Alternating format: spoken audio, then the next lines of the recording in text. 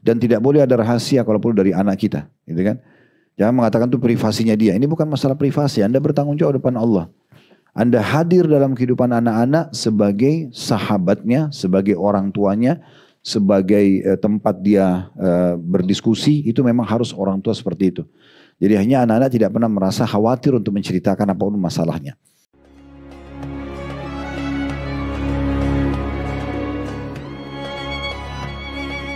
Baik, bismillah. Assalamualaikum warahmatullahi wabarakatuh. Alhamdulillah, tidak pernah berhenti lisan kita sebagai seorang muslim bersyukur dan berterima kasih kepada Allah Subhanahu wa taala atas semua nikmat yang selalu Allah berikan kepada kita dan kita bisa rasakan. Berapa banyak makanan, minuman, oksigen, air, bahkan fasilitas yang lainnya, pakaian, tempat tinggal, kendaraan, pasangan hidup, anak-anak, dan apapun yang bisa membuat roda kehidupan kita bisa berjalan, yang sudah kita nikmati semuanya, dan rezeki itu akan terus berjalan sampai ajal seseorang dari kita meninggal dunia nanti atau sampai ajalnya. Sebagaimana dijelaskan dalam sebuah hadis, sesungguhnya rezeki itu akan mengejar seseorang sebagaimana ajal mengejarnya. Allah Subhanahu wa taala membolehkan kita menikmati selama halalan thayyibah, dibolehkan dan juga berkualitas serta juga kita mensyukurinya. Dan nikmat terbesar Bapak Ibu sekalian adalah Bapak-bapak yang saya sapa tentunya di online karena di sini hadir ibu-ibu. Maka nikmat terbesar adalah nikmat Islam dan iman. Dan saya yakin kita duduk bersama-sama di sini karena ingin mendalami dan menambah iman dan Islam kita. Dan ini nikmat terbesar karena dengan ini kita jadi mengenal siapa pencipta alam semesta ini, apa tujuan kita ada di muka bumi ini dan mana yang harus kita kerjakan dan tidak boleh kita kerjakan dan mana yang boleh kita nikmati dan tidak boleh kita nikmati, biasa dikenal dengan halal dan haramnya Allah. Dan Allah memerintahkan kita mempertahankan nikmat ini sampai seseorang di antara kita meninggal dunia. Wala tamutunna illa wa antum muslimun, dalam firman Allah Subhanahu wa taala. Maka alhamdulillah atas semua nikmat tersebut. Selanjutnya kita panjatkan salam hormat kita kepada manusia yang paling pantas untuk dihormati dan diucapkan salam hormat kepadanya, Nabi besar Muhammad sallallahu alaihi wa ala alihi wa sahbihi wasallam, sebagaimana Allah telah perintahkan kita untuk mengucapkan salam hormat tersebut. Seperti biasa, bila Allah SWT mudahkan, kita akan melanjutkan materi masalah rumah tangga, yaitu 40 nasihat memperbaiki rumah tangga yang ditulis oleh Syekh Dr. Muhammad bin Saleh Al-Munajjid. Kembali kami ingatkan, tentunya kita akan masuk nanti ke nasihat yang ke-16 insyaAllah. Namun kita perlu mengingatkan kembali bahwasanya rumah tangga adalah jalan tol menuju ke surga. Jalan pintas menuju ke surga. Karena seseorang kalau berstatus istri ataupun suami, dia bisa mengejar banyak sekali peluang dan kesempatan untuk masuk surga dari pasangan tersebut. Cukup dengan menjalankan tugas dan kewajibannya. Dan itu berarti memberikan hak pasangan yang sudah Allah bebankan di atas pundaknya. Dan dia bertugas sebagai suami ataupun istri sampai ajalnya datang. Dan lebih besar lagi pahalanya kalau status dia bertambah menjadi seorang ayah dan ibu. Dengan terus memberikan hak anak-anak yang telah Allah bebankan di atas pundaknya. Semua ini kalau dikerjakan karena Allah Subhanahu wa taala, maka akan sangat melimpah sekali pahala yang bisa didapatkan. Seorang suami yang terus memberikan perhatian dan hak istrinya dari nafkah, memenuhi kebutuhan makanan, minuman, pakaian, tempat tinggal dan transportasi semampunya, dan juga memberikan perlindungan, pendidikan ya, kepada istrinya, dan juga kebutuhan biologisnya, serta seorang istri juga menjalani kepatuhan kepada suaminya, keluar rumah dengan izin, tidak memasukkan sembarangan orang ke rumahnya kecuali dengan izinnya, kemudian memenuhi kebutuhan biologisnya, mengurus rumah dan anak-anaknya. Begitu juga kalau punya anak-anak diberikan hak-hak mereka dengan perlindungan, makanan dan minuman yang terbaik, pendidikan yang terbaik, perlindungan yang terbaik. Anak-anak juga pada saat sudah dewasa berbakti pada orang tuanya sebagai balas jasa. Sebenarnya lingkup ini saja sudah cukup bisa membawa seseorang ke dalam surga. Dan Nabi SAW mengatakan siapa yang telah menikah maka dia telah menyelamatkan setengah agamanya, tinggal bertakwa kepada Allah di setengah yang tersisa saja. Oleh karena itu, ini satu nasihat yang sangat baik. Bagaimana setiap orang di antara kita menjadikan rumah tangga dia itu sebagai ajang menuju ke surga. Dan ini 40 nasihat memperbaiki dan menjadikan rumah tangga kita rumah tangga yang membawa kepada surga itu sendiri. Tentu di sini, mohon maaf saya tidak tahu status ibu-ibu dan bapak-bapak yang hadir di pengajian kita. Saya menjelaskan masalah hukum syar'i. Jadi jangan salah faham. Kalau ada yang kami sampaikan bertepatan dengan keadaan Anda, kami tidak bermaksud apa-apa. Ya, karena ini penting untuk disampaikan. Dalam agama Islam, di saat memang pintu pernikahan itu masih terbuka, maka menikahlah, gitu kan? Karena memang ini bagian daripada ibadah yang sangat besar pahalanya. Bukan berarti seseorang trauma dengan satu pernikahan yang lalu, kemudian dia menutup diri, tidak membuka dirinya, melangkah, sementara masih banyak pintu-pintu yang bisa diraih dari orang-orang yang sesuai dengan kriteria agama. Yang penting Bapak Ibu cari pasangan yang sesuai yang diajarkan baginda Nabi Sallallahu Alaihi Wasallam. Untuk para wanita, mendahulukan akhlak dan agamanya calon suaminya. Untuk para laki-laki juga sama, mendahulukan agama istrinya. Maka semua ini akan membawa kepada kebahagiaan dan ketentraman rumah tangga, gitu ya. Karena Nabi SAW membahasakan taribat siadak, hidupmu pasti akan bahagia, ya, karena membawa kepada atau dibawa kepada pasangan-pasangan yang baik ini. Dan kata Nabi SAW, arba'un minas sa'ada, 4 puncak daripada kebahagiaan seseorang. Disebutkan yang pertama adalah al-mar'atus salihah, istri yang salihah. Di sini tentu bagi ibu-ibu, suami juga yang saleh, gitu ya. Kemudian wal maskanul wasi', tempat tinggal yang luas. Kemudian wal markabul hani, transportasi yang nyaman. Yang keempat wal jaru as-salih, dan tetangga yang baik atau lingkungan yang baik. Maka semua itu akan membawa kepada kebahagiaan. Oleh karena itu kita harusnya bisa memahami masalah ini. Bagi Anda yang sudah berumah tangga, maksimalkan pasangan Anda itu untuk meraih pahala dari mereka. Ibu-ibu terutama. Dalam Islam tidak ada namanya poliandri. Gak bisa Anda memiliki 2 orang suami. Karena kalau 2 orang suami, secara hukum, dua-duanya menumpahkan sperma, namun hamil. Lalu tidak tahu siapa ayahnya. Karena tidak jelas, gitu ya. Dua-duanya menumpahkan, makanya tidak boleh menuangkan sperma di atas sperma saudara muslim. Sampai masa iddah, seorang wanita selesai kalaupun bercerai atau meninggal suaminya. Baru bisa dituangkan kembali yang baru gitu. Ini karena memang tidak bisa ada 2 sperma di dalam atau 2 laki-laki muslim dalam satu rahim. Berarti Anda hanya fokus kepada satu suami. Maka hati-hati jangan sampai merusak hubungan dengan satu orang ini. Kemas sebaik mungkin suami tersebut untuk meraih pahala surga dari dia. Dengan melayaninya karena Allah, menjalankan tugas Anda karena Allah.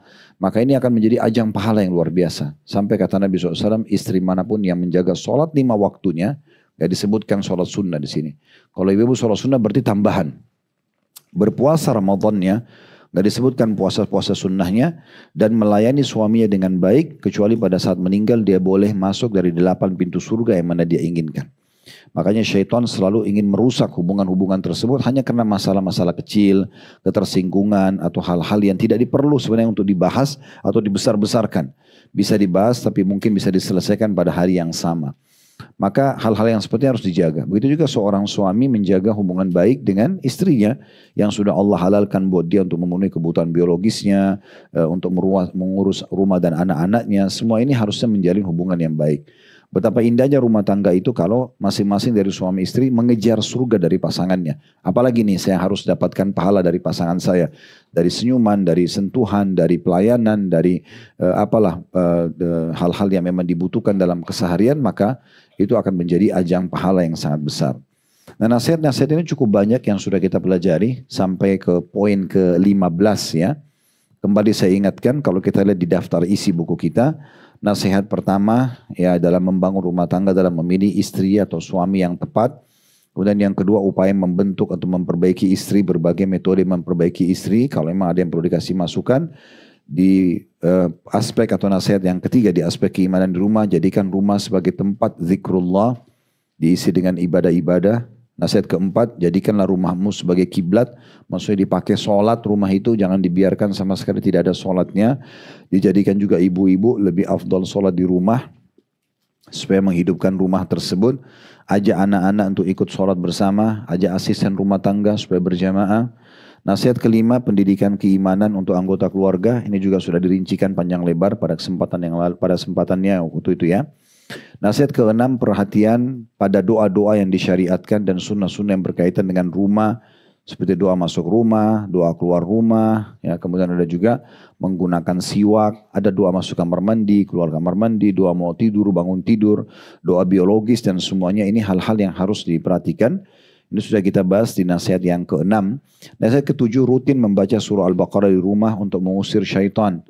Dan sudah kalian berikan masukan yang lebih afdal, ibu-ibu dan bapak yang baca sendiri, walaupun dicicil, 286 ayat itu dicicil. Ya, misalnya dalam sehari itu bisa beberapa kali dibaca gitu ya. Kalau bisa sekali baca bagus gitu ya. Kalau betul-betul tidak bisa, maka minimal diputar tilawah surah Al-Baqarah di rumah.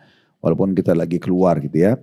Kemudian nasihat ke-8 sampai nasihat ke-12 masuk dalam ilmu agama di rumah.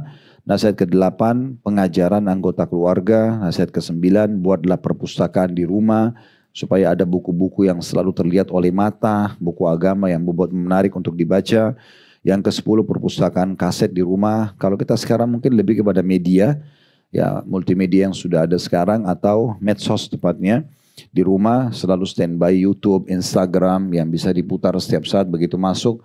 Pertama setelah salam Anda bisa nyalakan cuplikan-cuplikan ceramah yang bisa menambah keimanan sambil aktivitas di rumah. Yang ke-11 mengundang orang-orang saleh, ya, ulama dan para penuntut ilmu ke rumah kita. Jadi jangan orang-orang yang ugal-ugalan, maaf, yang datang ke rumah, yang datang membawa berita-berita yang tidak baik, ya, mengurangi iman kita atau bahkan mengundang kita berbuat maksiat.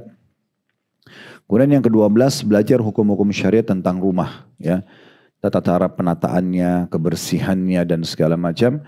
Allah membuat kita sebagai orang-orang beriman dan manusia secara umum suka dengan bau wangi, bersih dan rapi.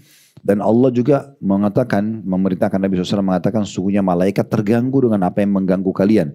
Maksudnya malaikat pun tidak suka dengan bau busuk, tempat yang berantakan. Sebaliknya syaitan suka itu.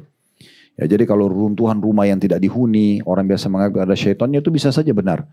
Karena memang tempat-tempat yang kotor, yang jorok, tidak terawat itu tempat-tempat syaitan. Maka malaikat menyukai tempat-tempat yang wangi dan bersih. Syaitan tidak suka itu. Makanya dalam Islam ada mandi wajib, ada mandi sunnah, ada mandi yang mubah gitu ya, ada wudu, ada bersuci cebok dan segala macam. Ini menandakan memang kita harus menjaga semua itu. Nah ini belajar hukum-hukum syariat di rumah. Termasuk bentuk kita sudah singgung waktu itu WC ya. Kalau WC rumah Bapak Ibu sekalian menghadap atau membelakangi kiblat harus dibongkar, diubah. Ya, jadi kalau misalnya kiblat ke sana, tidak boleh kita menghadap sana, tidak boleh juga kita membelakanginya. Tapi harus lawan arah misalnya. Itu diantara adab-adab yang harus dipelajari di rumah gitu ya. Gak ada feng shui dalam Islam. Semua rumah penuh keberkahan, yang penting dari uang yang halal gitu ya. Kemudian jauhi semua hal-hal yang berbau, hal yang berbahaya di rumah yang bisa mendatangkan syaitan, patung-patung ya. Ya, apa saja yang kira-kira yang dilarang. Dan saya pernah sarankan waktu itu kuat perkaya, Bapak Ibu bisa beli buku judulnya Rumah-Rumah yang Tidak Dimasuki Oleh Malaikat. Mungkin buku itu sekitar 40 ribu, 50 ribu saja harganya. Ada sekitar 30-an lebih. Di situ dijelaskan rumah-rumah tidak dimasuki oleh malaikat. Bisa Anda baca, Anda terapkan di rumah insya Allah. Kemudian aspek sosial di rumah juga sudah kita bahas dari nasihat 13 sampai nasihat ke-20 ya. Tepatnya sebenarnya kita masih di sini sekarang. Aspek sosial di rumah. 13, 14 dan 15 sudah kita bahas. Ya, saya ingatkan ke-13 memberikan kesempatan untuk mendiskusikan persoalan-persoalan keluarga. Ada saatnya kita duduk, berdiskusi, kita pecahin sama-sama. Makin kita memfungsikan fungsi tempat-tempat di rumah makin bagus. Kayak misalnya meja makan, tempat untuk makan. Berarti bukan saatnya diskusi pekerjaan di situ atau permasalahan keluarga. Saatnya makan. Akhirnya nanti makan jadi tidak enak kalau membicarakan tentang perkara keluarga gitu ya. Jadi kita bahas masalah makanan, masalah itu halal, boleh. Ya, besok mau makan apa lagi, bagaimana pemilihan makanan itu dari keluarga, misalnya ibu sudah masak atau siapin makanan atau beli dari luar, bagaimana tanggapan suami, bagaimana tanggapan anak, misalnya tanggapan orang tua tentang makanan kita, penataannya, itu semua diselesaikan di meja makan. Masalah keluarga dibahas di ruang keluarga. Ya. Di ranjang urusannya tidur dan biologis. Gitu. Emang sudah begitu, jangan bahas masalah keluarga di atas ranjang, gak ketemu nanti. Jadi itu akan mengubah suasana dan mengubah juga hubungan. Bisa saja mungkin kita menyinggung sesuatu yang pasangan kita tidak suka. Akhirnya batal lah biologisnya, terganggu tidurnya. Nah ini semua karena tidak bijaksana gitu ya. Jadi tempat-tempat itu semua juga mesti dimaksimalkan. Yang ke-14 nasihat juga sudah kita bahas. Tidak menampakkan konflik keluarga di depan anak-anak. Terjadi clash antara Anda dengan suami, Anda dengan suami atau Anda dengan istri, maka hanya Anda berdua saja. Butuh penengah, penengahnya adalah orang-orang yang lebih bijaksana dan ahli di bidangnya. Misalnya ahli agama, seorang psikolog misalnya, dan seterusnya. Seperti itu ya, yang bidang. Tapi jangan tunjukkan di depan anak-anak kalau kita sedang bertengkar. Ya, kita harus bisa mengontrol diri. Bagi anak-anak, kita ini adalah pahlawan mereka. Tidak ada orang yang paling diidolakan oleh anak-anak kecuali orang tuanya. Ya, itu pasti mereka yang paling mengidolakan orang tua. Jadi jangan sampai melahirkan konflik yang tidak baik. Ibu-ibu jangan bilang ke anak-anak misalnya, kenapa ini benar terjadi kasus begitu ya? Bagaimana nanti kalau pilih mana? Pilih ibu atau pilih ayah? Gitu ya. Bagaimana kalau ibu bercerai sama ayah? Padahal sebenarnya lagi tidak ada apa-apa. Anak itu tiba-tiba sudah punya satu pemahaman kalau ayahnya akan jahat sama ibunya. Ya, padahal sebenarnya tidak terjadi apa-apa. Sebagai contoh saja, gitu ya.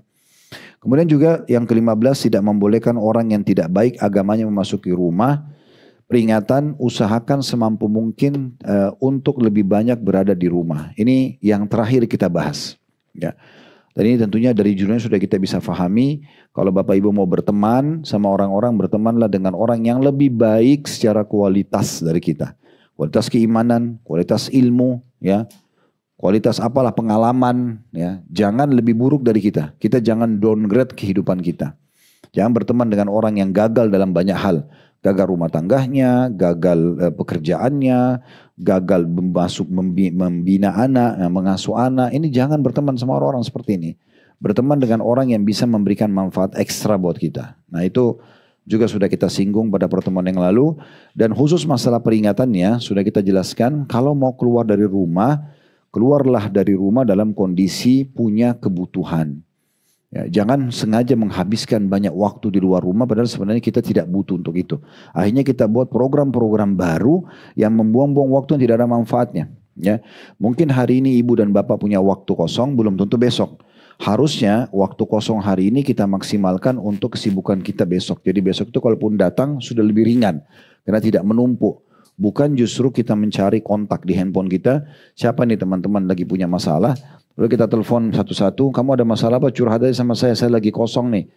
Itu namanya melahirkan masalah baru. Untuk apa membawa permasalahan orang ke dalam kehidupan kita? Sementara masalah kita sendiri masih banyak. Kalau waktu lowong ada, gunakan maksimal untuk meringankan kalaupun ada pekerjaan di masa depan. Ada pekerjaan Bapak Ibu harus selesaikan minggu depan atau besok, dimajukan sekarang. Jadi besok lebih ringan, gitu ya. Atau Anda maksimalkan untuk menambah ilmu pengetahuan Anda, kesehatan Anda, ya, edukasi tentang pendidikan anak, bisnis kah, ada yang bermanfaat gitu ya. Daripada hanya omong kosong mendengarkan gosipnya orang, permasalahan orang, akhirnya kita masuk ke ranah rumah tangga orang lain, kita tidak tahu mungkin yang cerita sama kita ini dia salah tapi dia kemas supaya suaminya yang salah atau istrinya yang salah. Maka kita masuk ke bab ghibah, dapat dosa, ini masalah ya. Seperti itu kurang lebih. Sekarang kita akan masuk lebih kepada anak-anak. Di nasihat ke-16 ini ya. Teliti dalam mengamati anggota keluarga. Ini akan kita bahas di nasihat ke-16 di halaman 58. Saya bacakan dulu apa yang ditulis oleh penulis di sini di judul Teliti dalam mengamati anggota keluarga. Pertanyaan pertama oleh penulis karena dia fokus ke anak-anak, siapakah teman anak-anakmu? Nah, anak-anak Bapak Ibu sekalian, bukan tugas kita hanya melempar mereka ke satu lembaga pendidikan, maaf ya. Saya sudah daftarin, bagi saya ini Islamic boarding school, sudah oke, terkenal. Ya udah lepas tangan. Kita nggak tahu di sana kurikulumnya seperti apa, tenaga pendidiknya seperti apa, teman-temannya seperti apa, pergaulannya dan segala macam. Ini keliru. Yang benar adalah ada sinkronisasi, ada penyatuan persepsi, pemahaman dan juga visi dan misi antara kita orang tua dengan wali sekolah ya. Jadi mereka mengupdate perkembangan anak kita di sekolah, kita juga mengupdate perkembangan anak kita di rumah. Nah itu baru bisa tuh, baru benar gitu ya. Karena banyak orang tua lepas anaknya, sudahlah yang penting dia sudah masuk di sekolah itu. Atau kadang-kadang dia marah-marah, ini sekolahnya mungkin gak bagus nih, kok anak saya gak baik? Padahal sebenarnya dia tidak ngawasin. Mungkin kurikulum sudah baik tapi belum tentu pergaulannya. Tidak ada salahnya kalau saya terapkan kepada anak-anak saya, walaupun saya tidak perlu tahu sebenarnya secara pribadi siapa teman-temannya. Tapi saya tanya, nak di kelas ada berapa orang? Dari yang masih kecil, TK pun saya sudah tanya sampai yang kuliah. Saya tanya, siapa nama, berapa orang di teman-teman di kelas? Oh ada 20 orang, 30 orang. Kalau yang masih TK misalnya. Kalau yang sudah di bangku kuliah sudah ada 40, 50 orang. Siapa saja namanya? Saya memang nggak perlu sebenarnya tahu secara individu. Tapi saya mau tahu, munculkan dalam diri mereka Kalau mereka tahu saya peduli dengan itu. Itu yang kita memunculkan. Oh, orang tua saya tanya ya siapa teman-teman saya. Kita sama dia lah. Nama teman saya si fulan, fulan, fulan, fulan, fulan. Semua disebutin satu persatu. Dan ini juga melatih pikiran mereka untuk mengingat siapa saja temannya. Setelah saya tanyakan itu, diceritakan sama mereka, saya dengar. Setelah mereka sampaikan nama teman-teman, saya tanya, siapa di antara teman-teman itu yang paling baik? Menurut dia saja, menurut anak. Walaupun TK dia sudah bisa cerita. Oh si fulan, atau SD dia cerita. Kenapa baik? Dicerita sama dia, oh karena suka berbagi. Mungkin masih sebatas akalnya dia lah. Dia suka berbagi. Oh ada juga anak saya pernah mengatakan, oh kalau guru kasih tugas dia kerjakan. Atau dia tidak pernah ganggu temannya di sekolah. Atau dia selalu tepat waktu datang. Apalah kebaikan itu Bapak Ibu pegangi sebagai sebuah poin plus. Oke, itu berarti baik ya nak. Jadi seperti orang itu misalnya ya. Dan berteman sama dia. Tidak ada salahnya kita tanya, siapa di antara teman-teman di situ yang buruk menurut kamu? Oh si fulan, kenapa? Suka ganggu orang, suka tidur di kelas, suka ini dan itu misalnya. Oke, jangan jadi seperti dia ya. Nah seperti itu kita bisa membahasakan ya. Nah cara kita hadir dalam hidup anak-anak ini penting ya. Jadi jangan nanti cuma seperti pemadam kebakaran yang kalau sudah terjadi kebakaran baru ribut serenenya gitu ya. Padahal sebenarnya kita sendiri yang menjadi penyebab dari kebakaran itu tadinya. Karena membiarkan sembarangan dia bergaul, kita tidak pernah tahu dia tonton apa. Anda punya hak sebagai orang tua mengetahui handphone tersebut dan tidak boleh ada rahasia kalau perlu dari anak kita, gitu kan? Jangan mengatakan itu privasinya dia. Ini bukan masalah privasi. Anda bertanggung jawab depan Allah. Anda hadir dalam kehidupan anak-anak sebagai sahabatnya, sebagai orang tuanya, sebagai tempat dia berdiskusi. Itu memang harus orang tua seperti itu. Jadi hanya anak-anak tidak pernah merasa khawatir untuk menceritakan apapun masalahnya. Walaupun berat di mata Anda, tetap saja kita tanggapi dengan tenang. Ya, misalnya ada temannya yang suka dia dan Anda tahu itu bisa mengarah kepada hal yang negatif. Anda tidak perlu marah dengan anak tersebut. Kita duduk baik-baik dan kita berikan edukasi yang tepat. Kalau pergaulan bebas itu tidak baik karena ini dan ini misalnya. Efeknya akan seperti ini. Kita jelaskan hal-hal negatifnya yang bisa berbahaya buat dia. Dan bagaimana kalau dia tidak melakukan hubungan itu, maka akan berefek pada hal-hal yang baik. Nanti Allah juga datangkan pasangan yang baik untuk mereka. Dan itu saya tanamkan pada anak-anak. Walaupun sejak dini kita sudah membahasakan dan itu mungkin belum terlalu dibutuhkan, tapi kita sudah bisa membahasakan. Jadi mengetahui siapa teman anak-anak penting. Dan di saat ibu-ibu dan bapak bisa juga punya kontak orang tua teman-teman anak itu penting. Ya, sehingga Anda bisa komunikasi dengan orang tuanya. Di saat anak itu misalnya suka ngerjain anak kita di sekolah. Jadi bukan hanya sekedar sekolah kita laporin, tapi kita bisa komunikasikan dengan orang tua daripada anak tersebut. Kalau kita juga butuh bantuan pihak sekolah juga bisa terlibat sehingga permasalahan itu tidak berlarut-larut. Nah, seperti itu kurang lebih.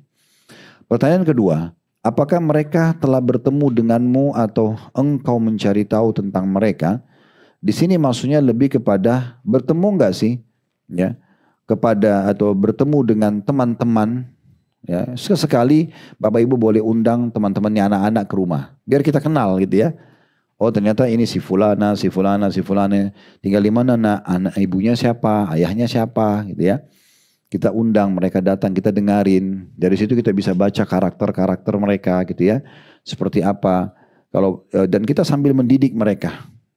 Biasanya kalau kita siapkan fasilitas kayak makanan, kita siapin kenyamanan buat anak-anak dan teman-temannya, maka mereka juga akan nyaman menerima perintah dari kita. Kayak misalnya kita kalau waktu sholat dulu, nah yuk sholat rame-rame berjamaah. Makan ayo baca bismillah jangan lupa ya, nah gitu ya. Ini kalau ada kerja kelompok kerja di sini aja ya.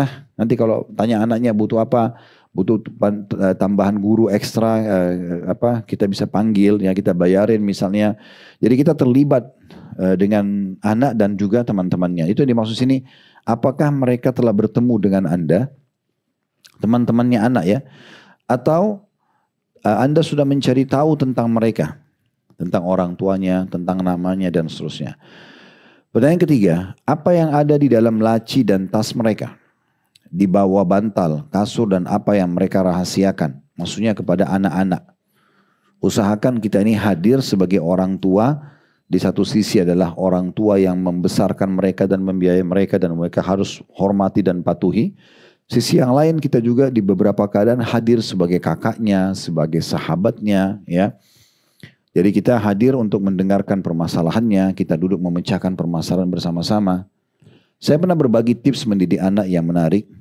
Kalau 14 tahun ke bawah, semua keputusan mutlak di tangan Bapak Ibu sekalian. 14 tahun ke bawah, semua keputusan mutlak di tangan kita. Pakaiannya, makanannya, sekolahnya, ya, teman-temannya, kita yang atur semuanya.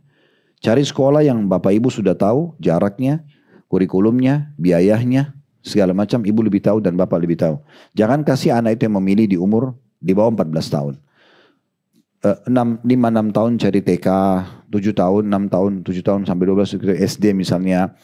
Ini jangan mereka yang cari, Anda yang mencari itu semua. Pakaian, siapin pakaiannya, ini pakaiannya nak pakai. Dari kecil sudah dibiasakan pakaian yang Anda mau. Busana muslimah, busana muslim, sholat sudah diperintahkan. Semuanya sampai umur 14 tahun, Anda yang atur semuanya. 14 tahun baru terbuka pintu Anda untuk bisa mengajak mereka diskusi. Sedikit akalnya sudah bisa diajak diskusi. Di bawah ini tidak bisa diajak diskusi, belum bisa. Karena mereka hanya lebih kepada hal-hal yang terlihat depan mata, visual saja.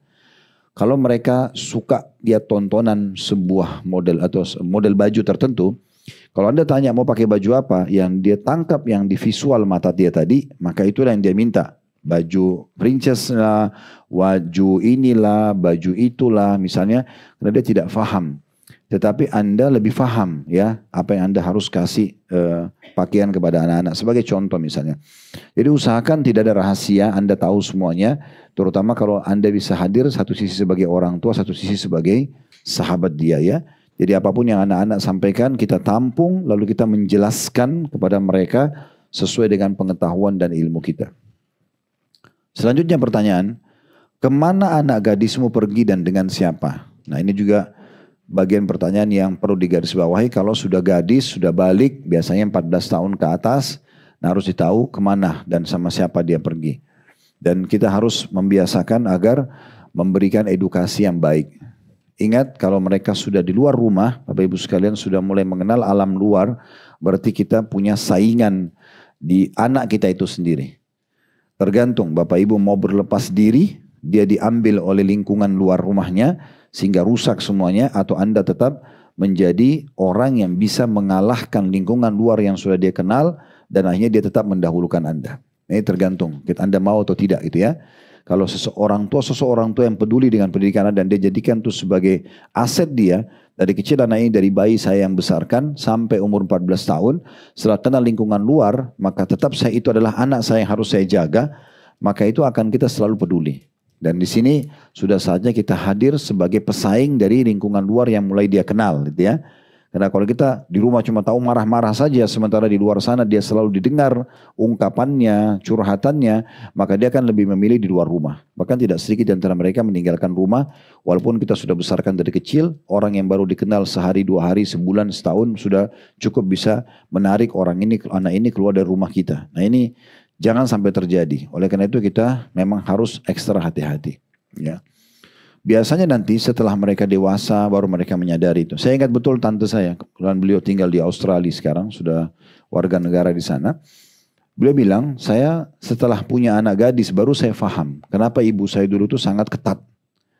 Kalau keluar nggak boleh sampai malam, harus tahu keluar sama siapa. Dulu saya bilang kok ibu saya kayak kolot banget, yang ini nggak boleh itu nggak boleh. Karena sebatas pikiran saya ini baik-baik saja kok. Karena kita tidak punya pengalaman tentang masalah bahaya yang bisa terjadi. Tapi orang tua kita punya pengalaman. Bisa diperkosa, bisa di ini, bisa di itu. Kadang-kadang dia tidak mau tapi teman-temannya kasih obat perangsang, bius dan segala macam. Bisa terjadi banyak hal. Atau dikasih narkotika, atau dijahati secara kasar, dibuat semacam satu konspirasi yang tidak baik ya. Seakan-akan bukan temannya lakukan, pada temannya yang melakukannya. Cukup banyak kasus-kasus kriminal di lapangan yang kita khawatir gitu ya. Beliau bilang justru setelah saya punya anak gadis baru saya tahu. Kenapa kok dulu orang tua sekedar, saya tahu manfaatnya.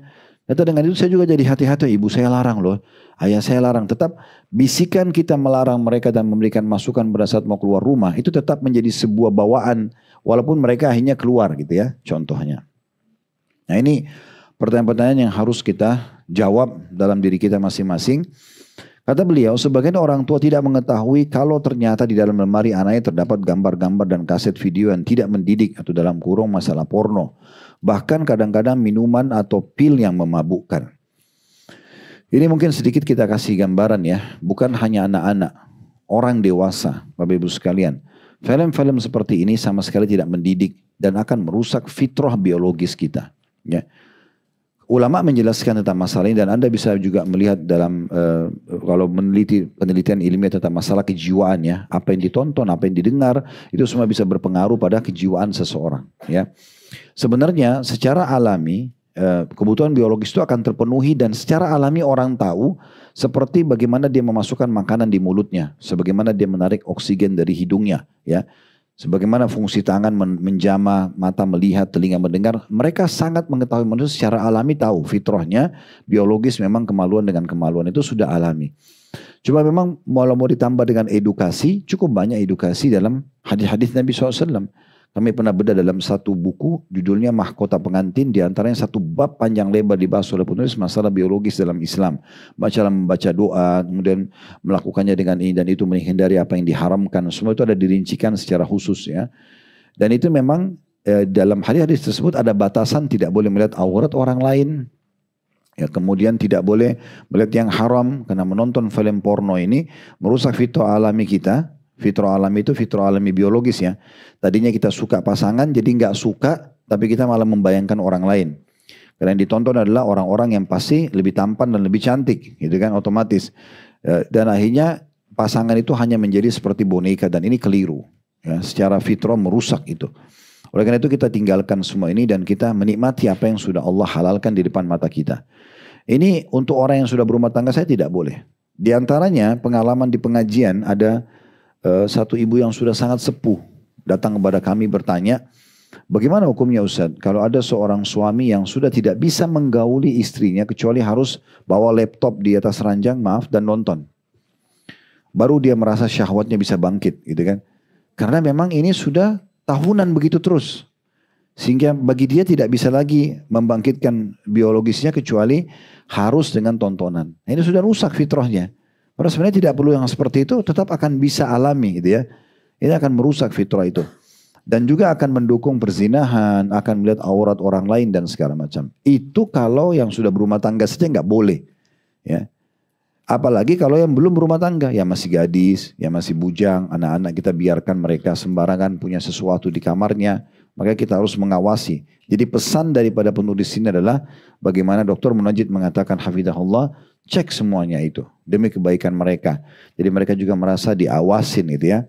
Sebagian mereka tidak tahu, maksudnya orang tua, anak gadisnya pergi ke pasar bersama pembantu. Lalu ia menyuruh pembantu itu menungguinya bersama supir. Selanjutnya ia pergi sesuai janjinya dengan salah seorang kekasihnya. Sebagian lagi pergi menghisap rokok bersama kawan-kawan sepermainannya yang buruk. Ya, maksudnya di sini dia bilang, saya mau pergi dulu ibu, saya mau pergi dulu ayah. Jalan sama pembantu rumah tangga, sama supir, nanti pergi satu tempat, supir dan pembantu ini disogok sama dia, tanda kutip dikasih makan segala, lalu dia pergi ke tempat lain, dia melakukan perbuatan-perbuatan yang tidak benar gitu ya. Nah ini sering terjadi karena kurangnya pengawasan orang tua atau tadi dimulai dari masalah rokok. Rokok kan sudah kita tahu racun yang dilegalkan ya. Tidak ada satupun pemerintah sebenarnya yang membolehkan itu. Ya, sebagaimana kita tahu pemerintah kita pun mengeluarkan rokok bisa membunuhmu dan segala macam lah efek-efek yang sudah disampaikan.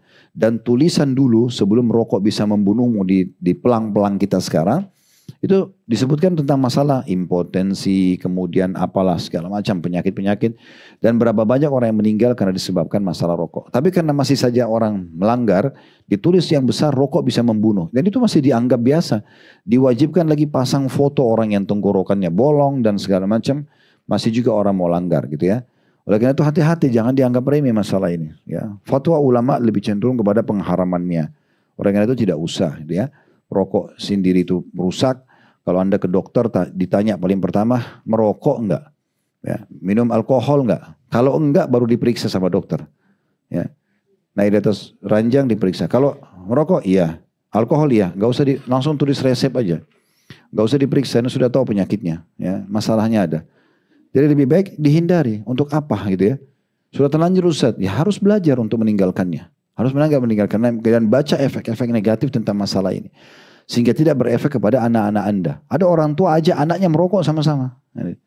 Ini agak unik ya. Salah satu guru SD di Jeddah, kejadian nyata, dia merokok dan dia bawa bungkusan rokok di kantongnya, dia masuk ke masjid dekat rumahnya. Ada kebetulan syekh sedang menjelaskan ayat Al-Quran dan Allah menghalalkan buat kalian tayyibat, semua yang baik-baik. Makanan baik, minuman baik, pakaian yang baik, tempat tinggal yang baik, semua penampilan yang baik itu dihalalkan. Dan Allah haramkan khaba'ith, semua yang buruk-buruk. Nah, salah satu contoh yang disampaikan oleh syekhnya adalah buruknya rokok itu. Karena baunya, karena efek racun yang bisa dihirup bagi perokok pasif, bagi perokok itu sendiri dan segala macam hal, dan bagaimana pendapat-pendapat ulama tentang masalah itu. Akhirnya dan pendapat medis, dia bilang, kata guru SD nih, Syekh saya mau tanya, ini rokok ada di kantong saya. Saya sudah sekian tahun merokok, saya nggak pernah merasa ada efek negatifnya. Saya oke-oke saja kok, gitu. Saya sehat dan saya segala macam gitu. Dari mana Anda mengatakan ini buruk?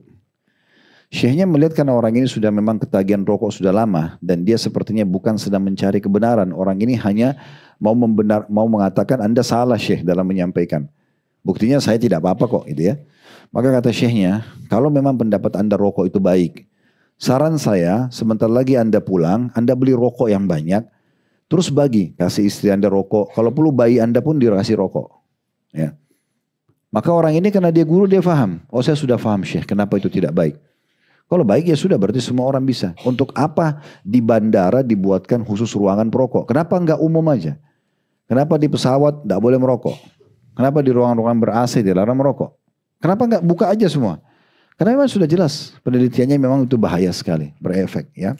Jadi jangan dianggap remeh. Sehingga kalaupun kita anggap remeh akan dianggap remeh juga oleh anak-anak kita dan seluruh lingkungan di sekitar kita. Dan di alam ruqyah syariah ya, pengobatan orang yang kena sihir, kena ain, ini ada efek rokok di situ. Ini saya sendiri mengalami ya, saya mengalami sendiri. Saya pernah meruqyah salah satu keluarga. Orang dekat saya kebetulan saya ngeruqyah. Sementara saya ruqyah depan mata saya, bukan dia lagi tapi jin yang ngomong sambil teriak-teriak. Ampun saya mau keluar gini. Kita bacain ayat cukup lama, setengah jam lebih. Ada satu keluarga yang lain, baru datang dari luar ke rumah itu. Saya ngeruqyah di ruang tamu. Dia masuk, rupanya dia baru habis merokok. Dari luar, orangnya memang perokok gitu. Jadi di bajunya ada bau rokok itu. Dia masuk, dia lewat di sebelah orang yang saya ruqyah sendiri orang ini. Teriak-teriak. Tiba-tiba dia berhenti lalu dia mengatakan, dia hisap begini, kawan, dia ngomong gitu. Demi Allah ini. Dia tunjuk orang yang masuk itu, kawan dia bilang. Terus yang itu bilang, kok saya bilang kawan? Iya, saya bilang karena kamu merokok. Orang sekarang kalau kasih sesajen di gunung-gunung, kasih 2 bungkus rokok. Kenapa rokok? Nah, jawab sendiri deh. Gitu. Jadi nggak usah dekatin benda ini, gitu kan? Nggak usah didekatin benda ini. Masih banyak hal-hal lain yang lebih sehat, gitu kan? Mau dikatakan itu elektrik, mau dikatakan itu tembakau, apapun sifatnya, udah dihindari saja. Karena fatwa ulama lebih banyak melarangnya, gitu kan? Dan juga secara medis dan pemerintah di seluruh dunia juga melarang masalah itu sebenarnya. Nah, ini lebih baik dihindari. Karena ini biasanya anak-anak itu dia mau mencoba karena dia lihat orang tuanya kan gitu. Ya, dia lihat orang tuanya, ibunya atau ayahnya melakukan itu. Maka sebaiknya kita mulai dengan diri kita kalau kita ada, kemudian kita nasihatin kepada anak-anak. Itu akan jauh lebih baik. Insya Allah rumah yang selamat dari asap-asap seperti ini akan jauh lebih aman, gitu ya. Akan jauh lebih baik. Kemudian dikatakan mereka yang bisa lepas diri dari anak-anaknya itu tidak akan bisa lepas dari persaksian pada hari yang agung, maksudnya hari kiamat. Dan mereka tidak akan bisa lari dari kengerian hari pembalasan.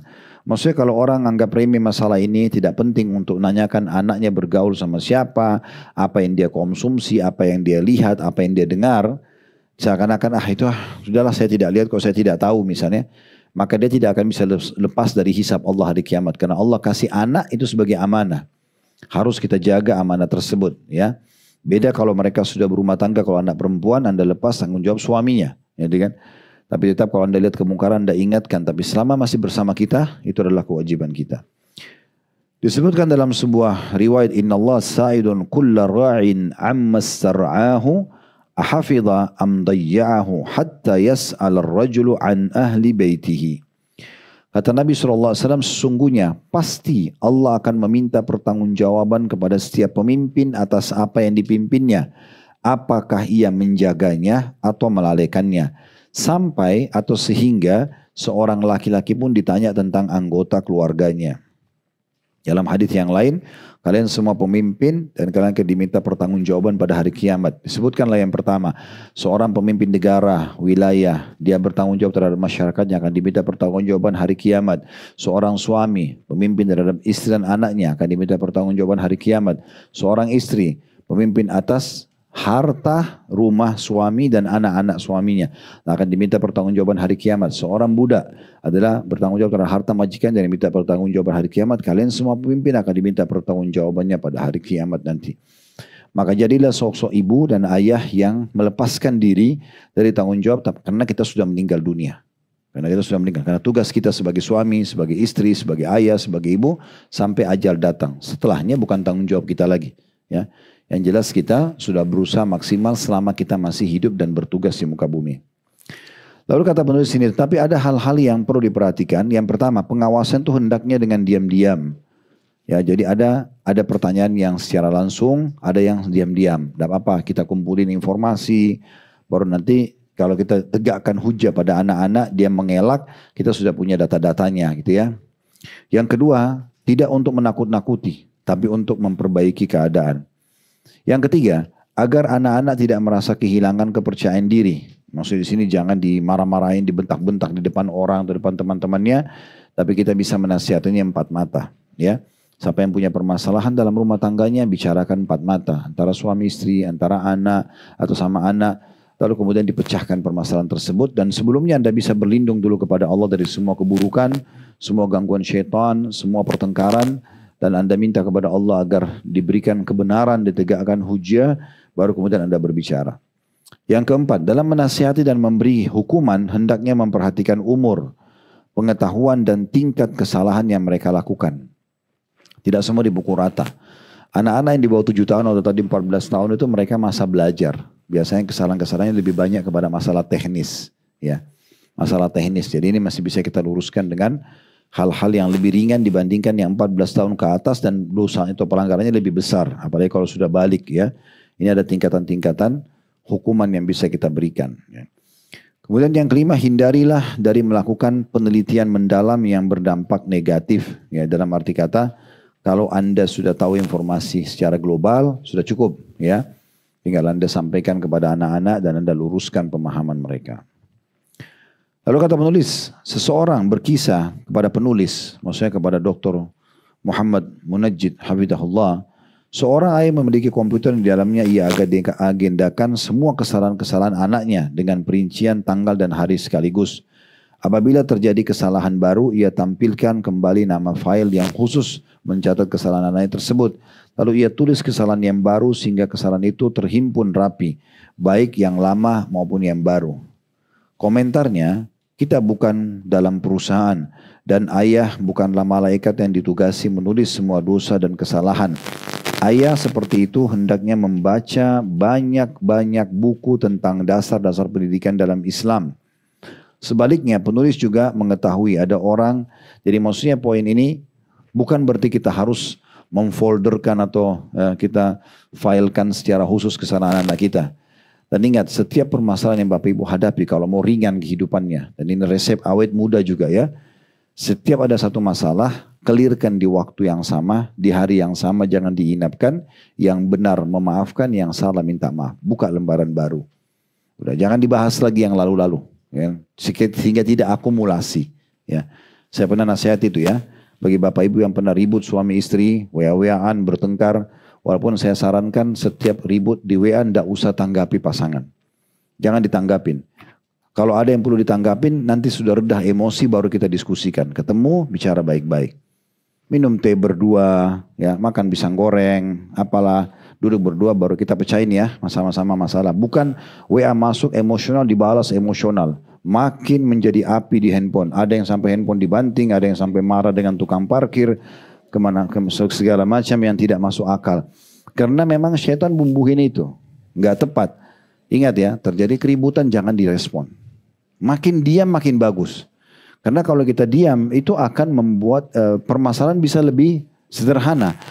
Syaitan pada saat membisikin pasangan kita dengan menggebu-gebu, dia akan kehabisan bahan karena kita tidak menanggapinya. Kalau sudah tenang, baru kita pecahkan permasalahan. Itu lebih tepat, lebih bijaksana gitu kan. Tenangkan diri masing-masing, baru kemudian ketemu dalam kondisi yang berbeda, lalu kita bicarakan permasalahan tersebut. Dengan niat mencari kebenaran.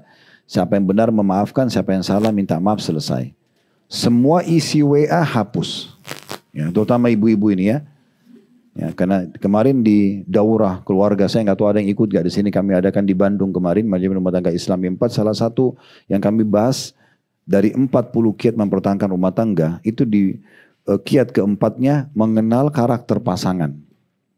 Di antara hal yang ibu harus perbaikin kalau di perempuan tanda kutip ada karakter pendendamnya. Ya, dendam di sini bukan berarti orang dibunuh balas bunuh, bukan itu. Tapi kalau ada sesuatu yang dianggap sama dia sebagai sebuah alat atau senjata, satu waktu dibutuhkan disimpan. Ya. Makanya pernah ribut sama suami, isi WA disimpan semua, walaupun sudah baikan. 1 tahun kemudian lagi minum teh sama suami, lalu terlintas masalah itu. Kamu pernah buat, suami sudah lupa, mana? Ini buktinya. Nah ini untuk apa? Ada pernah banyak kasus rumah tangga kami pecahkan. Di antara ibu-ibu dari awal menikah, belum terjadi interaksi baik banyak sama suaminya. Dia udah kumpulin segala macam data yang bagi dia mungkin dibutuhkan nanti. Ya, supaya kalau terjadi keributan saya sudah punya argumentasi. Belum terjadi keributan. Untuk apa pakai manajemen konflik dalam rumah tangga? Tidak benar gitu ya. Tidak ada manajemen konflik dalam kehidupan seorang muslim. Ini pernah kami jelaskan di banyak pengajian. Karena kebetulan saya waktu S2 di Makassar, saya yang dapat giliran nulis makalah di jurusan manajemen pendidikan waktu itu, manajemen konflik. Di Amerika itu ada beberapa pakar ekonomi mengembangkan sebuah sistem manajemen namanya manajemen konflik. Tadinya di perusahaan sebenarnya itu ya. Jadi mereka berpikir kalau perusahaan itu berjalan sehat-sehat saja, nggak ada konflik, nggak ada sesuatu yang terjadi di perusahaan, berarti tidak sehat. Maka dianjurkan di sistem itu supaya owner perusahaan atau pimpinan itu sengaja menguji stafnya, sengaja taruh handphone sembarangan, sengaja taruh duit untuk menguji mereka, kan melahirkan konflik. Orang ini jujur atau tidak, mengetes mereka. Padahal sebenarnya tidak diperlukan. Mungkin orang ini jujur, tapi di saat kita nguji dia bisa saja syaitan godain, lalu dia mengambil salah, gitu kan? Contohnya, makanya ini gagal, ini manajemen gagal, ya. Sebab pakar ekonomi yang lain juga membantahnya, gitu ya. Sebab tidak harus ada konflik baru dianggap itu perusahaan sehat. Nah ada banyak orang tarik ini dalam rumah tangganya. Kalau suaminya baik-baik saja, kayaknya ada rahasianya nih. Gitu. Misal, atau istrinya oke-oke baik saja, kayaknya ada sesuatu nih. Untuk apa? Ya, ini tadi yang beliau tekankan. Kita ini suami dan istri bukan ditugasi menikah menjadi pengawas, tapi kita menjadi pendamping. Ya, beda ya. Pengawas memang selalu cari kesalahan orang, mengawasi kesalahan orang, pekerjaan. Tapi kalau kita bukan, kita jadi pendamping. Dia benar kita dukung, dia salah kita rangkul untuk sama-sama keluar dari kesalahan tersebut. Itu poin penting yang harus digarisbawahi. Di sini kata penulis, sebaliknya, penulis juga mengetahui ada orang-orang yang menolak sama sekali untuk ikut campur dalam urusan anak-anak mereka. Dengan dalih anak tidak akan puas bahwa kesalahan yang ia lakukan itu sebagai kesalahan sampai ia terperosok ke dalamnya. Lalu ia mengetahui kesalahan itu dengan sendirinya. Maksudnya ada orang tua, sudahlah biarin nanti dia belajar sendiri. Dia salah nanti dia kena hukumannya baru dia kapok. Nah, tidak bisa begitu juga. Terlalu lost terhadap anak-anaknya. Keyakinan yang menyimpang ini berasal dari berasal dan muncul dari filsafat barat. Dari filsafat barat serta teori kebebasan yang tercelah. Ya, karena mereka anggap itu bebas. Apalagi 18 tahun ke atas sudah nggak usah ikut campur, nggak usah diskusi, nggak usah segala macam. Sungguh ini adalah hal yang jauh dari kebenaran. Sebagian orang melepaskan kendali untuk anaknya karena takut menurut anggapannya anak itu akan membencinya. Ia berkata saya mencintainya apapun yang ia kerjakan. Ini juga banyak orang tua terjerumus salah di sini ya. Terlalu cinta pada anak sehingga apapun yang anak mau buat semuanya dibolehkan. Padahal sebenarnya dia tugasnya mengawasi anak-anak tersebut ya. Bagaimana dia merasa ini adalah tanggung jawab dia. Beda kalau tadi pasangan suami istri bukan pengawas. Tapi kalau orang tua pada anak, ini memang sebagai pengawasnya anak-anak tersebut. Memang dia yang mengatur dan mengontrol semua yang berhubungan dengan anak-anak tersebut. Saya yakin ya insya Allah ya. Saya pun terapkan itu di rumah dan berjamaah ikutin saran kami. Ternyata betul. Teorinya adalah kalau kita membiasakan anak dari kecil kita yang mengaturnya, dari hal yang kecil pun makanannya, pakaiannya, sekolahnya segala macam, sampai dewasa pun apapun yang kita bilang, subhanallah semua diiyakan sama anak-anak. Kita mau pergi kemana, mereka tinggal ikut. Kita mau ini terserah ayah dan ibu, bahasanya gitu ya. Sampai pada tingkat menikah pun ya sudah, gak apa-apa pilihan ayah dan ibu. Setelah menikah pun mereka tidak pernah putus komunikasi dan diskusi sama orang tuanya. Karena memang dari awal sudah dibentuk seperti itu. Sebagian lain melepaskan kendali anaknya sebagai bentuk penolakan terhadap pendidikan ketat dan keras yang ia alami dari ayahnya dahulu. Dalam kurung kakek si anak. Ia menganggap bahwa anaknya harus ia perlakukan sebaliknya secara persis. Misalnya dulu ayahnya si kakek anak cucu ini tegas sama anaknya dia, berarti ayahnya si anak ini. Ya kan gitu. Sekarang si ayah ini, dulu ayah saya terlalu keras, saya sekarang mau beda sekali. Harus 100% berbeda, saya harus lembut dan lost control dengan anak saya, terserah mereka mau buat apa. Nah, ini juga keliru. Sebagian lain ada juga yang sampai pada tingkat kebodohan yang sangat rendah hingga mengatakan, biarkanlah putri-putri kita menikmati masa remajanya seperti yang mereka kehendaki. Mau hamil di luar nikah, mau gonta-ganti pacar, mau coba narkotika, mau apa saja terserah, ya. Ini keliru. Berikan batasan-batasan waktu masuk dan keluar rumah, berikan batasan pakaian, berikan batasan pergaulan, ya, kontrol masalah uang yang diberikan, gitu ya. Dan selama Anda masih memberikan kebutuhan kepada anak-anak, itu adalah power terkuat Anda sekarang. Kalau ada yang bertanya misalnya, Ustaz, ada anak saya susah sekali mau dengar, Ustaz. Saya tinggal balik biasa bertanya. Bapak Ibu masih memenuhi kebutuhannya, masih iya. Oke, tahan kebutuhan itu, ambil fasilitasnya, kecuali dia patuh. Itu senjata terkuat orang tua sekarang untuk bisa ambil kendaraannya. Tidak boleh pakai kendaraan mobil, motor, ya, nggak boleh pakai handphone, nggak ada masalah sebagai hukuman. Kecuali sudah patuh, baru diberikan kembali atau dihubungkan dengan prestasi tertentu. Dan sangat baik normal kalau mereka mau apa-apa, hubungkan dengan prestasi. Prestasi menyumbang hafalan surah Al-Quran, prestasi menutup aurat, prestasi di sekolah misalnya. Nah, kita hubungkan dengan itu baru kita berikan permintaan-permintaan mereka. Sebagai terakhir di sini, di paragraf terakhir di masalah di nasihat 16, apakah tipe ayat seperti ini terfikirkan di benaknya bahwa kelak anak-anak mereka pada hari kiamat akan memanggil-manggil orang tuanya untuk mengatakan, hai Bapak, kenapa engkau membiarkan aku berbuat maksiat? Maksudnya pernah enggak tipe ayah dan ibu yang selalu mengatakan, biarlah anak saya terserah, biarin bebas. Ya sudah, pilih jalanmu nak dan segala macam. Itu tidak akan ditanya pada hari kiamat oleh Allah. Itu pemahaman yang keliru. Pasti akan semua ditanyakan oleh Allah subhanahu wa ta'ala.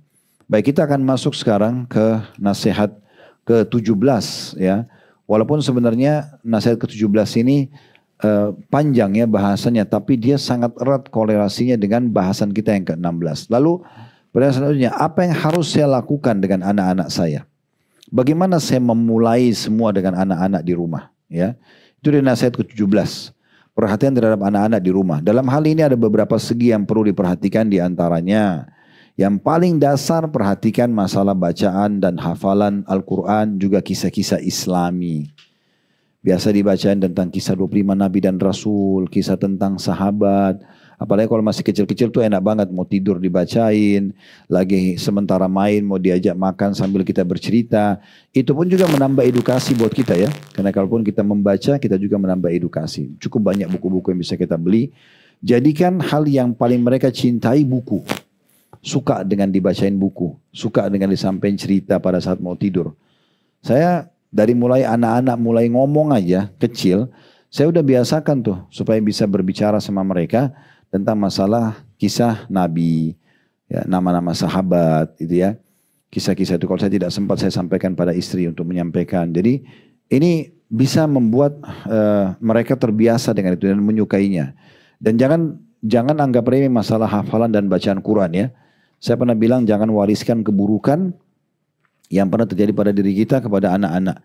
Kalau Bapak Ibu bisa baca Quran di umur 30 tahun, 40 tahun, maka anak-anak justru harus hafal Quran di umur 15 tahun misalnya. Kita tutupi kekurangan kita di situ. Kalau ibu-ibu bisa pakai jilbab di umur 30, 40 tahun, anak-anak harus dari kecil sudah pakai jilbab. Kita tutupi kekurangan kita di situ. Jangan, ibu juga dulu begitu kok, nak, enggak apa-apa. Misalnya. Jadi tanggung jawab depan Allah nanti, gitu ya. Jadi kita tutupi kekurangan kita. Kata penulis, betapa indah manakala sang ayah atau ibu mengumpulkan anak-anaknya untuk membacakan kepada mereka ayat-ayat Al-Quran dengan sedikit keterangan. Lalu memberikan hadiah-hadiah bagi yang bisa menghafalkannya. Seorang anak yang masih kecil bisa juga menghafal surah Al-Kahfi karena ayahnya selalu mengulang-ulang bacaan ayat tersebut setiap hari Jumat. Demikian pula dengan mengajari anak dasar-dasar akidah Islam seperti yang termuat dalam hadits, ihfadillaha yahfaduk, jagalah Allah niscaya Allah akan menjagamu. Dan mengajari mereka adab atau akhlak serta doa-doa seperti doa makan, tidur, bersin, juga membiasakan salam dan meminta izin. Artinya menghidupkan suasana Islami di rumah. Ya, makanya kita pun harus membenahi diri kita, Bapak Ibu sekalian. Kita juga harus punya bekal ilmu yang cukup supaya kita bisa mengajarkan kepada anak-anak gitu ya. Nah, kita bisa mulai dengan hal-hal dasar seperti ini, mengingatkan tentang masalah akidah. Ya, kalau tidak Anda bisa ikutin serial buku yang ada. Saya di toko kami saya pernah minta teman-teman staff untuk mendatangkan buku-buku anak-anak, dan itu ternyata cukup banyak serial yang sudah dibuat. Serial Nabi, ada serial anak soleh, ada serial mengenal Islam dari rumah, mengenal Islam di sekolah, dan banyak sekali hal-hal lain. Itu kita bisa ikuti serial itu kalau Anda tidak punya kurikulum pribadi gitu ya. Kemudian juga di rumah daripada ditempelkan hal-hal yang tidak bermanfaat di dinding, bisa doa-doa ya yang dibingkai sehingga mereka hafal doa mau tidur, doa bangun tidur ya, dan segala macam hal ini perlu kita ingatkan. Termasuk yang amat menarik dan berpengaruh besar terhadap anak-anak adalah dengan menceritakan dan memperdengarkan kepada mereka kisah-kisah Islami. Di antara kisah-kisah itu adalah kisah Nabi Nuh alaihissalam dan banjir topan. Kisah Nabi Ibrahim alaihissalam dalam menghancurkan patung-patung lalu melemparkan Nabi Ibrahim alaihissalam ke dalam api. Lalu maksudnya Namrud ya, melemparkan Nabi Ibrahim alaihissalam ke dalam api. Kisah Nabi Musa dan selamatnya dari Fir'aun dan yang kemudian ia tenggelam dalam lautan. Kisah Nabi Yunus alaihissalam dalam perut ikan. Kisah singkat Nabi Yusuf alaihissalam dalam perjalanan hidup. Kisah Nabi Muhammad SAW seperti diutusnya beliau sebagai Rasul dan kisah hijrah. Petikan peperangan Rasulullah SAW seperti perang Badar, Khandak dan yang lainnya. Serta seperti kisah beliau dengan seorang laki-laki yang mempekerjakan untanya dan membebaninya lebih dari kesanggupannya. Sehingga membuatnya lapar dan kepayahan sehingga unta itu mengadu kepada Nabi SAW. Ini kisah-kisah semua ya tentunya, tapi setiap kisah ini ada kisah sendiri yang harus disampaikan. Tapi ini secara global. Kalau yang terakhir itu kalau kisah perang Badar, perang Khandak ini memang Bapak Ibu harus baca. Karena ini panjang kalau saya ingin ceritakan. Dan sudah kami tuangkan di kajian Sirah Nabawi di Khalid Basarma Official. Bapak Ibu klik logonya nanti ada playlist. Tekan playlistnya nanti akan ada kajian Sirah Nabawi cukup panjang gitu ya. Dan bagi yang ada waktu bisa hadir di Blok M. Ini sebulan sekali saja ada tablik akbar kita, serial Nabi dan serial sahabat ya. Kalau serial Nabi alhamdulillah sekarang sudah 3. Nanti bulan depan pekan kedua kita akan masuk serial Nabi keempat. Kita sudah bahas Nabi Adam, sudah bahas Nabi Idris, sudah bahas Nabi Nuh, dan nanti akan masuk Nabi Hud alaihissalam. Kita akan selesaikan 25 Nabi dan Rasul. Kalau kisah para sahabat itu sudah kurang lebih 50, hampir 60 nama orang sahabat. Nah itu kami sebulan sekali selang-selingkan dengan serial sahabat. Nah ini bisa diambil jadikan juga sebagai kurikulum. Kalau perkataan di sini penulis mengatakan dan bisa Anda sampaikan kisah Nabi dengan seorang laki-laki yang membebankan untanya di atas kemampuannya. Ini salah satu mukjizat Nabi Muhammad SAW Bapak Ibu sekalian ya. Nabi pernah jalan melihat ada unta meneteskan air mata. Maka Nabi SAW pun memanggil, siapa pemilik unta ini? Ada satu anak muda mengatakan, saya Rasulullah. Kata Nabi SAW sebagai mukjizat ya, tidak semua orang bisa bicara dengan unta. Tapi Nabi SAW mengatakan, unta ini baru saja mengeluh kepadaku kalau engkau membebankan dia di atas kemampuannya. Maka jangan kau lakukan itu. Gitu kan? Nah itu yang dimaksud sini ya. Kalau Anda tidak dijelaskan mungkin tidak mengetahui ini yang ditulis oleh penulis. Setelah dikatakan seperti kisah perang Badar dan Khandak dan yang lain seperti kisah beliau dengan seorang laki-laki yang mempekerjakan untanya dan membebaninya lebih dari kesanggupannya sehingga membuatnya lapar dan kepayahan sehingga unta itu mengadu kepada Nabi SAW.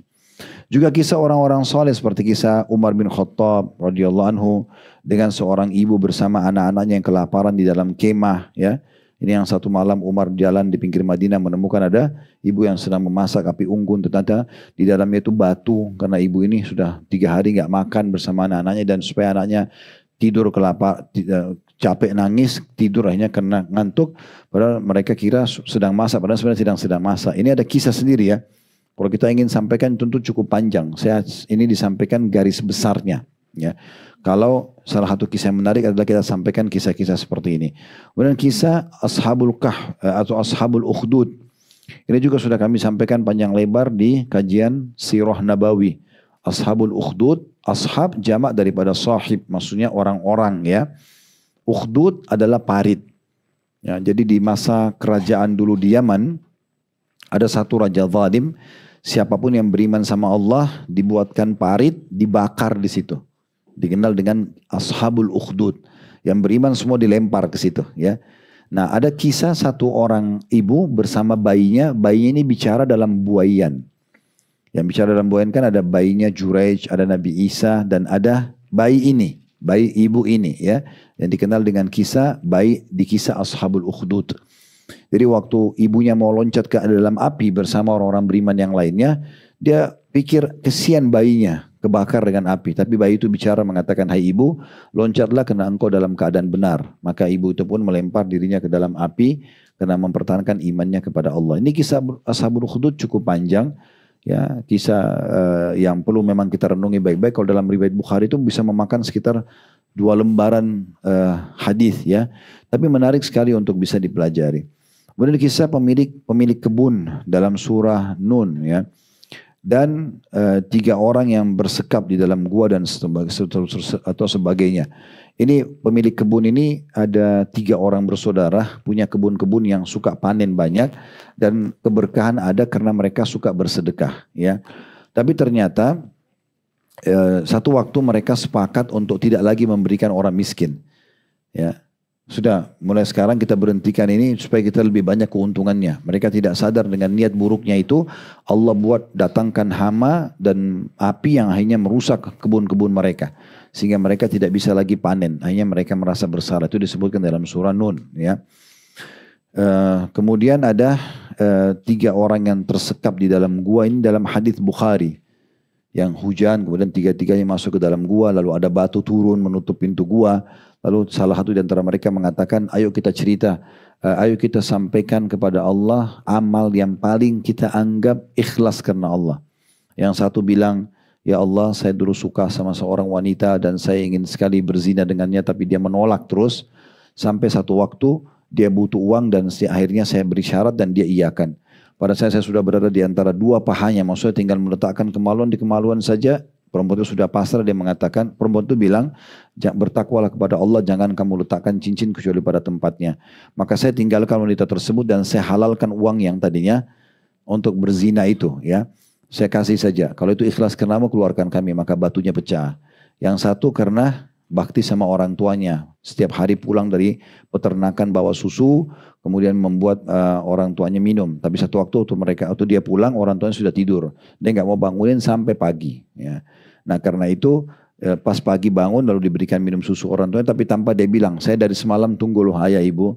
Maka kalau itu ikhlas ya Allah keluarkan kami dari gua ini, lalu pecah lagi batunya. Yang ketiga orang yang punya pekerja yang tidak menerima gajinya beberapa 1 bulan, gaji harusnya diterima upahnya, kemudian pergi pegawai itu.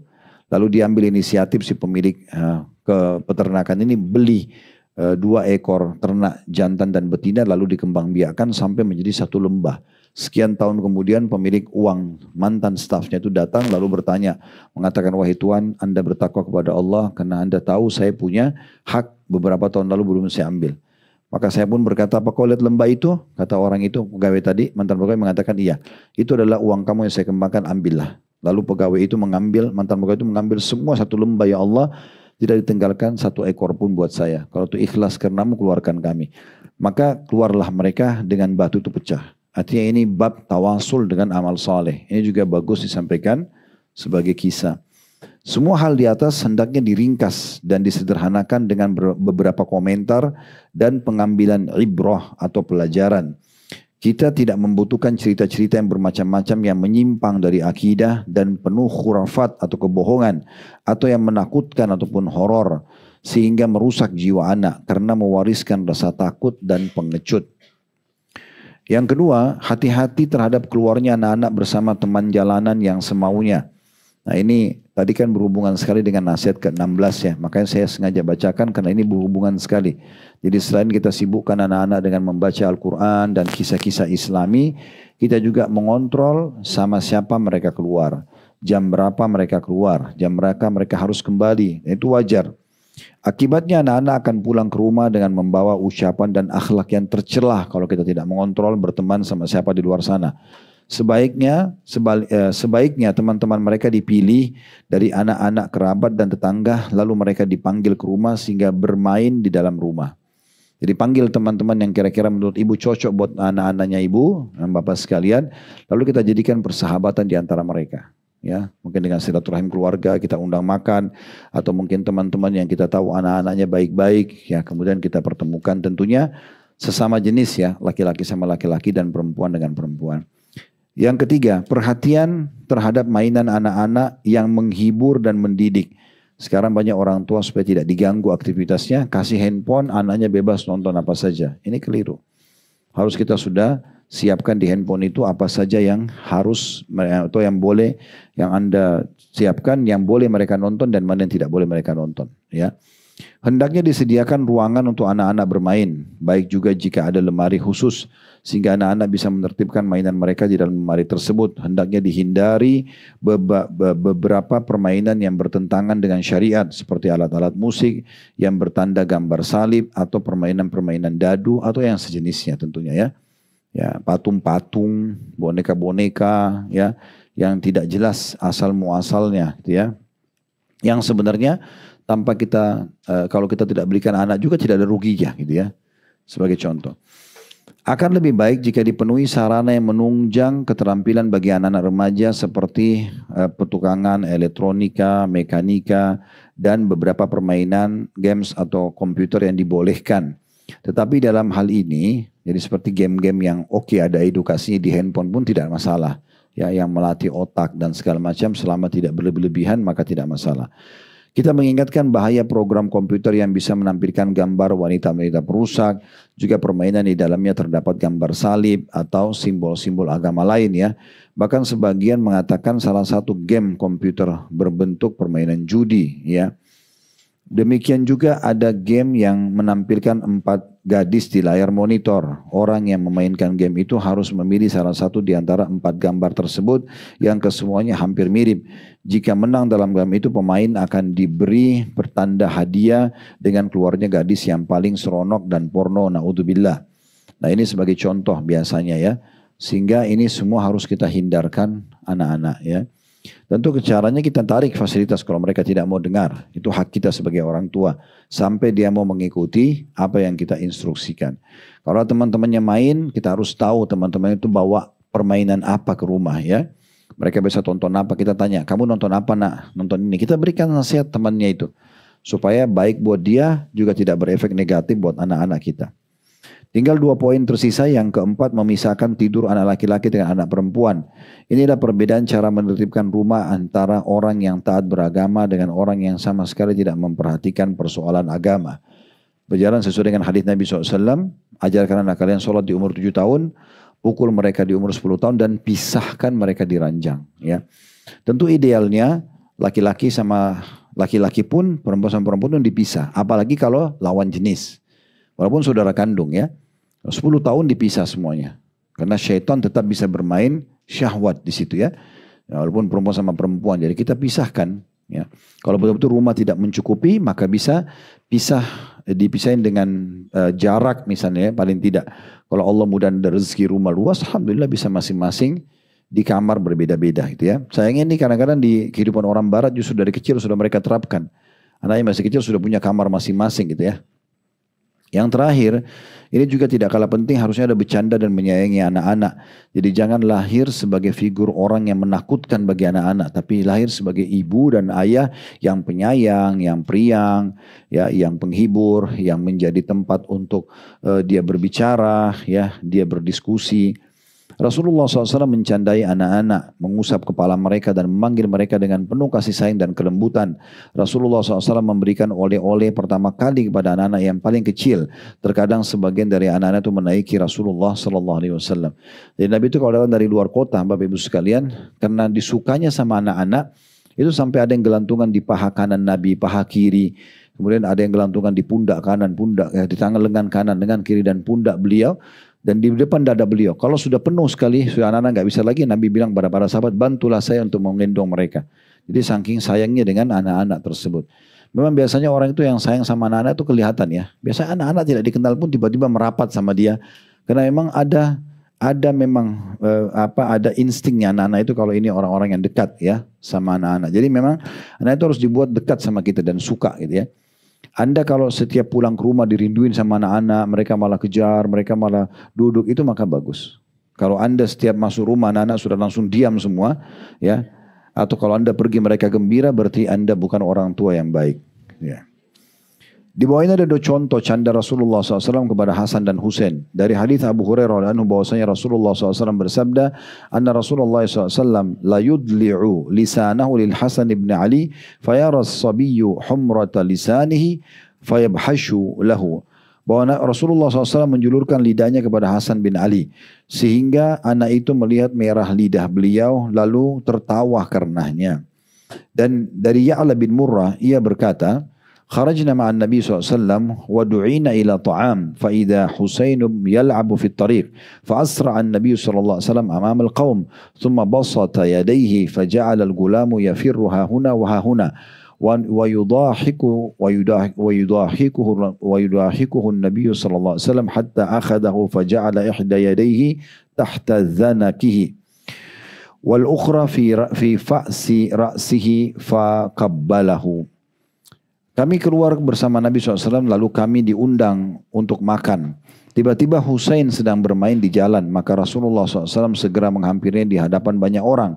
Beliau membentangkan kedua tangannya lalu anak itu lari ke sana kemari. Dan Nabi SAW mencandainya agar tertawa sampai beliau berhasil memegangnya.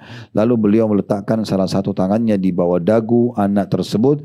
Dan yang lain di tengah-tengah kepalanya. Kemudian Rasulullah SAW menciumnya. Pembahasan dalam hal ini sangat panjang, mudah-mudahan penulis berkesempatan membahasnya secara tersendiri dalam buku lain insya Allah. Tapi di sini poin kelima adalah bagaimana seseorang memang masuk ke alam anak itu dengan penuh kasih sayang. Ya, biasanya anak-anak yang terus saja baik sama orang tuanya, terutama di masa-masa tua orang tuanya, karena memang orang tuanya pada saat anak itu kecil punya efek ya, selalu sayang pada anak-anak, maka anak-anak pun sayang pada saat mereka di masa tua. Nah itu efek-efeknya memang seperti itu. Dan bagaimana Anda bermuamalah dengan anak-anak Anda, maka begitu juga nanti anak-anak Anda akan mereka pun akan bermuamalah dengan anak-anaknya lagi dan begitu seterusnya. Dan bagaimana Anda bermuamalah dengan orang tua Anda, Allah juga akan buat anak-anak Anda bermuamalah dengan Anda. Anda bakti sama orang tua Anda baik, Allah akan kasih anak-anak yang bakti pada Anda. Anda baik pada anak-anak Anda, Allah akan buat anak-anak ini akan baik pada anak-anaknya dan seterusnya. Semua itu adalah efek-efek positif daripada pendidikan yang baik. Allahu a'lam. Ada benar dari Allah, silakan diambil dan diamalkan. Kalau salah dari saya mohon dimaafkan dan saya istighfar kepada Allah Subhanahu wa taala. Subhanakallahumma bihamdika asyhadu an la ilaha illa anta astaghfiruka wa atubu ilaik. Wassalamualaikum warahmatullahi